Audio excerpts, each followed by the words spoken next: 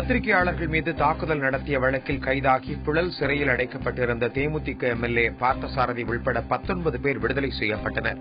சென்னை முதன்மை அமர்வு நீதிமன்றம் உத்தரவு பிறப்பித்ததைத் தொடர்ந்து அவர்கள் அனைவரும் இன்று சிறையில் இருந்து விடுவிக்கப்பட்டனர். திருப்பூர் மாவட்டம் சிறுபூலுவப்பட்டி கிராமத்தில் உள்ள நியாய விலைக்கடையில் பொங்கல் சிறப்பு தொகுப்பு வழங்கும் திட்டத்தை வனத்துறை அமைச்சர் ஆனந்தன் தொடங்கி வைத்தார்.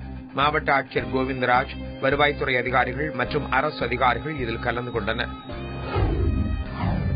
திருவள்ளூர் மாவட்டம் அரண்வாயால் கிராமத்தில் பேரலுக்குள் மறைத்து வைக்கப்பட்டிருந்த இளைஞரின் சடலத்தை காவல்துறையினர் கைப்பற்றினர். அவரது உடலில் வெட்டுக்காயங்கள் காணப்பட்டதால் இளைஞர் கொலை செய்யப்பட்டிருக்கலாம் என காவல்துறையினர் சந்தேகிக்கின்றனர்.